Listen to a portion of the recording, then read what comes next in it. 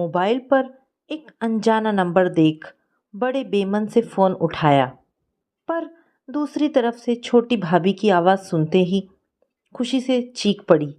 इतने सारे सवाल कर डाले कि उन्हें सांस लेने का मौका भी नहीं दिया। मेरे 100 सवालों के बीच वो सिर्फ इतना बता पाई कि इसी शहर में हैं, अपने बेटे वंश के पास आई हुई हैं और मुझसे मिलना चाहती हैं। फ़ोन रखते ही मैं जल्दी जल्दी काम निपटाने लगी और उसी रफ्तार से मानस पटल पर पुराने दृश्य उभरने और मिटने लगे। पड़ोस में रहने वाली मेरी सहेली माया के छोटे भैया अमित की शादी हुई तो जैसे उनका घर रोशनी से नहा गया। अपने नाम ज्योति के अनुरूप ही छोटी भाभी कभी सूरज की ज्योति बन घर में उजाला भर देती तो कभी चंद्रमा की ज्योति बन शीतलता बिखेरती।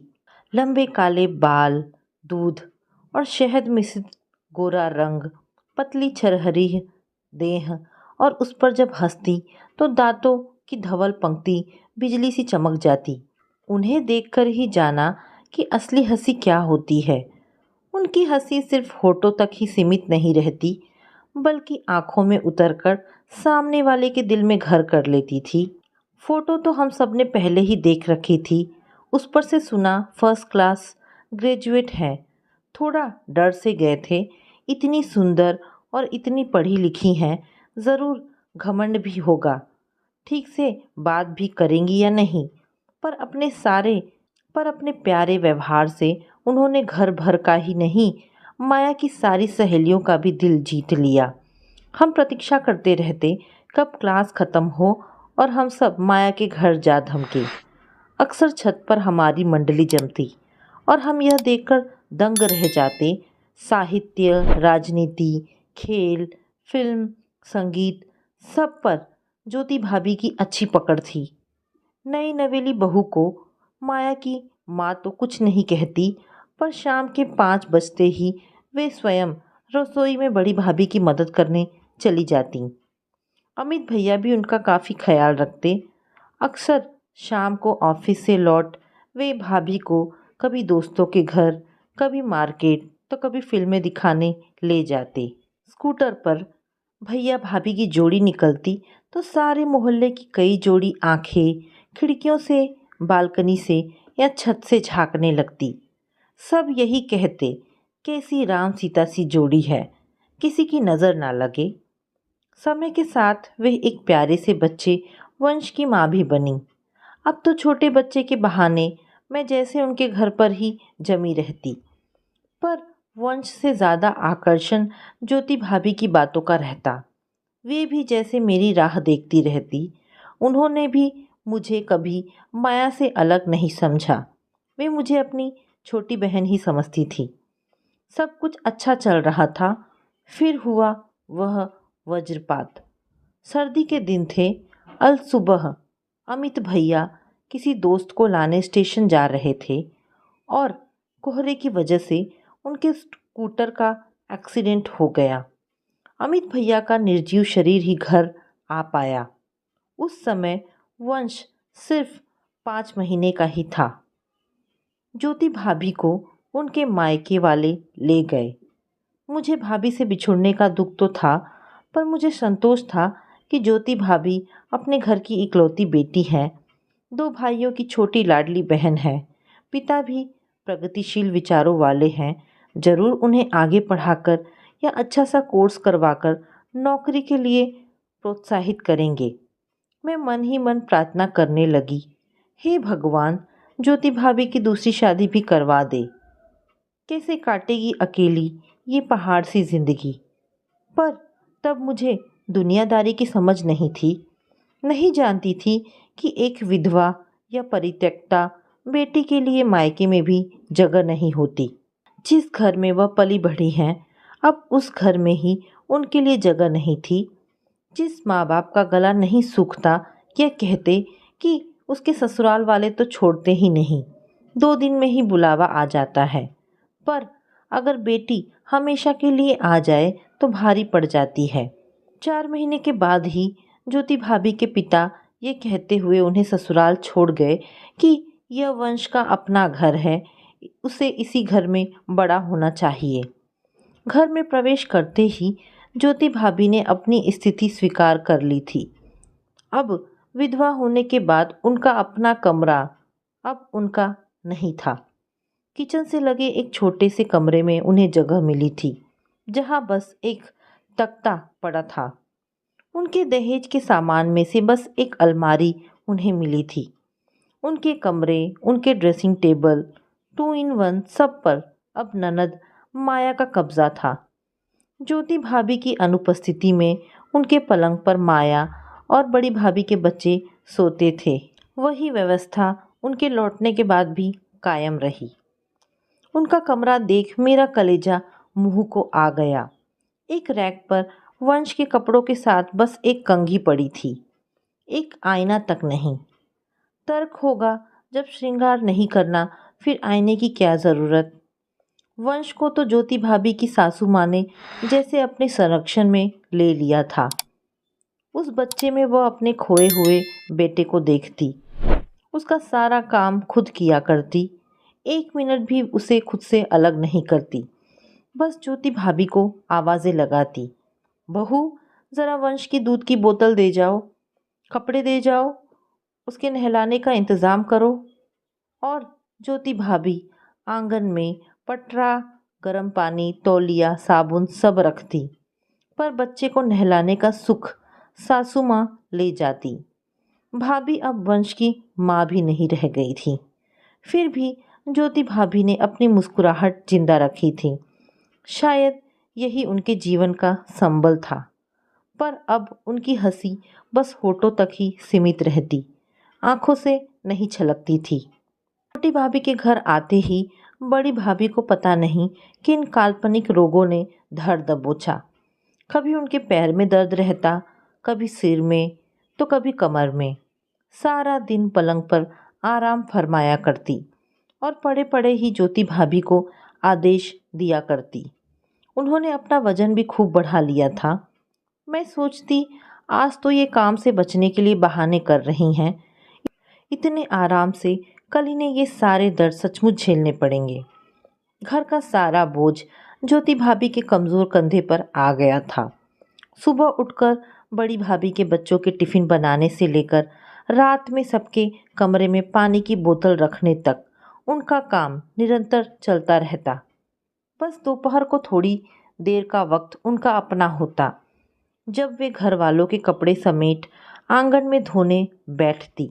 सब लोग अपने कमरे में आराम कर रहे होते और वे मुगरी से कपड़ों पर प्रहार करती रहती और उसी के लय पर उनके मधुर स्वर में लता के दर्द भरे नगमे गूंजते रहते। मैं उस समय किताबें लिए छत पे होती। मुझे उनकी आवाज़ के कंपन से पता चल जाता कि वे रो रही हैं और उनकी दर्द भरी आवाज़ सुन मेरे भी आंसू झरझर किताबों पे गिरते रहते। पर मैंने ज्योति भाभी को कभी नहीं बताया।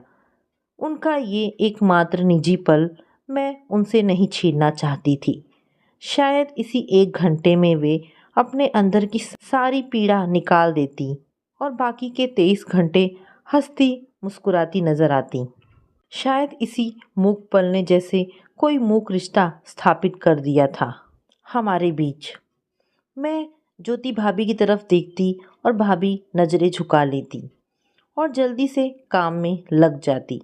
उन्हें डर था जैसे मैं नज़रों से उनका दर्द पढ़ लूँगी। हमारी दोस्ती अब इतिहास हो चुकी थी।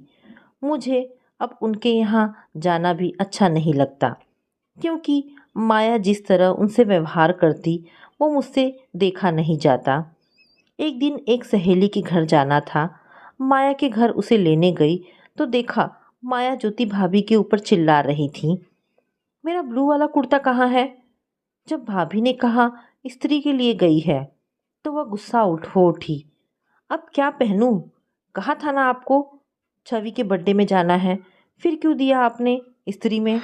ज्योति भाभी ने चतुराई से बात संभालने की कोशिश की। अलमारी से रेड कलर का कुर्ता निकालकर प्यार से बोली, अरे ये क्यों नहीं पहनती हो, इस रंग में कितना रंग खिलता है तुम्हारा, बहुत अच्छी लगती है तुम पर यह ड्रेस। मैंने भी हाँ में हाँ मिलाई। हाँ माया, बहुत अच्छी लगती है तुम पर ये ड्रेस। हाँ, अब और चारा भी क्या है, कहती माया भाभी के हाथों से वो ड्रेस ले बदलने चली गई। मैंने ऐसे सर झुका लिया जैसे मेरी ही गलती हो। ज्योति भाभी ने भी भाप लिया और बात बदलते हुए मेरी पढ़ाई के बारे में पूछने लगी। पर जब हमारी आंखें मिली तो सारे बहाने ढह गए और ज्योति भाभी की आंखें गीली हो आई, जिन्हें छुपाने वे जल्दी से कमरे से बाहर चली गई। मैंने रास्ते में माया को समझाने की कोशिश की, पर मेरी सहेली कैसी भावनाहीन हो गई थी, देख आश्चर्य हुआ। उल्टा मुझ पर बरस पड़ी। उनको और काम ही क्या है, इतना भी ध्यान नहीं रख सकती क्या? मन हुआ उसे रास्ते से नीचे ढकेल दूं। हाँ, उस बिचारी का पति नहीं रहा। अब 24 घंटे तुम लोगों की चाकरी और तुम्हारे नखरे उठाने के सिवाय उसके पास काम ही क्या है? मैंने बोला तो कुछ नहीं, पर माया मेरी नाराज़गी समझ गई। हमारी दोस्ती के बीच एक दरार सी आ गई थी, जो समय के साथ बढ़ती ही चली गई। धीरे धीरे वंश अब बड़ा हो रहा था। वह अब बोलने लगा था, पर बड़ी भाभी के बच्चों की तरह वो छोटी भाभी को छोटी माँ कहकर ही बुलाया करता। मैंने टोका तो छोटी भाभी ने हंसकर बात टाल दी। अरे बच्चे जो सुनते हैं वही तो बोलना सीखते हैं। पर मैंने पाया घर में भी कोई उसे छोटी माँ की जगह माँ कहना नहीं सिखाता, बल्कि सबको मज़े लेकर यह बात बताया करते।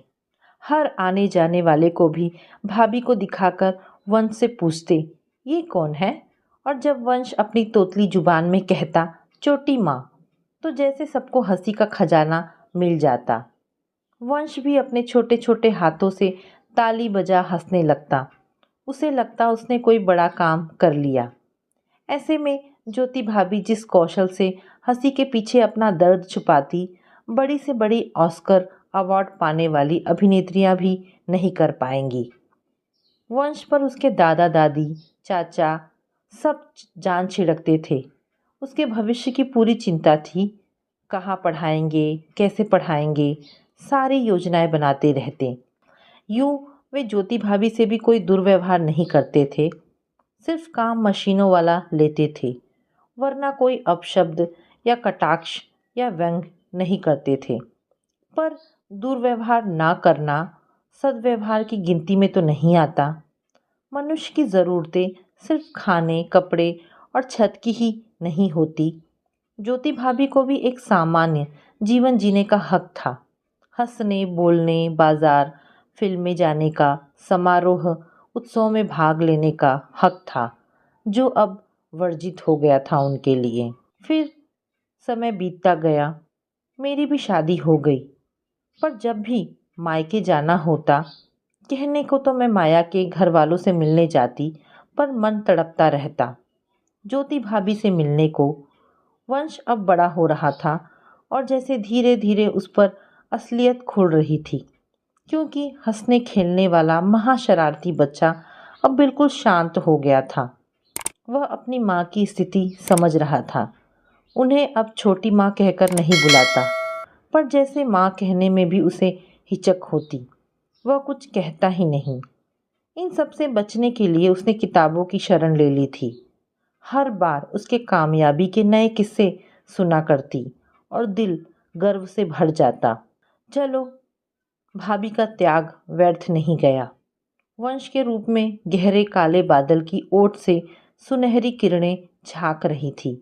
अब ज्योति भाभी के जीवन में पूरा प्रकाश फैलने में देर नहीं थी। सुना वंश ने इंजीनियरिंग में टॉप किया है और एक बड़ी मल्टीनेशनल कंपनी में अच्छी नौकरी मिल गई है। ज्योति भाभी को फ़ोन पर बधाई दी तो वे खुशी से रो पड़ी। वंश की शादी में बड़े प्यार से बुलाया था भाभी ने, पर अपनी घर गृहस्थी में उलझी मैं नहीं जा सकी। और आज जब फ़ोन पर सुना वंश इसी शहर में है, तो मन खुशी से झूम उठा। ज्योति भाभी जैसे मेरे इंतज़ार में ही थी। कॉल बेल पर हाथ रखा और दरवाज़ा खुल गया। ज्योति भाभी को देख मैं ठगी सी रह गई। लगा 25 साल पहले वाली वही ज्योति भाभी खड़ी हैं। चेहरे पर वही पुरानी हंसी लौट आई थी जो होठों से चलकर आंखों तक पहुंचती थी। वंश की पत्नी नेहा बहुत ही प्यारी लड़की थी। नेहा को भाभी ने बेटी सा प्यार दिया तो नेहा भी उन्हें माँ से कम नहीं समझती। माँ सुनने को तरसते भाभी के कान जैसे नेहा की माँ की पुकार सुन थक नहीं रहे थे। गुड़िया सी वह लड़की पूरे समय हमारी खातिरदारी में लगी रही। बिना माँ से पूछे उसका एक काम नहीं होता। ज्योति भाभी भी दुलार से भरी उसकी हर पुकार पे दौड़ी चली जाती। दोनों को यूं घुल मिलकर सहेलियों सी बातें करते देख जैसे दिल को ठंडक पड़ गई। मैंने आंखें मूंदे धन्यवाद दिया ईश्वर को। सच है भगवान, तुम्हारे यहाँ देर है अंधेर नहीं। दोनों सास बहू मुझे टैक्सी तक छोड़ने आई। तभी नेहा ने कुछ कहा और भाभी खिलखिलाकर हंस पड़ी। मैं मंत्रमुग्ध सी निहारती ही रह गई। नेहा ने ही मेरे लिए आगे बढ़कर टैक्सी रोकी और दोनों को हाथ हिलाता देख लग रहा था दो सहेलियां मुझे विदा कर रही हैं। टैक्सी चलते ही मैंने सीट पर सिर टिका आंखें मूंद ली। कुछ देर आंखें बंद कर इस खूबसूरत एहसास को अंदर तक महसूस करना चाहती थी। तो दोस्तों, ये छोटी सी कहानी यहाँ पर समाप्त होती है। आशा करती हूँ कहानी आपको पसंद आई होगी। दोस्तों, अगर कहानी आपको पसंद आई है तो प्लीज़ इसे लाइक एंड शेयर करें और हाँ, कमेंट करके अवश्य बताएं। धन्यवाद दोस्तों।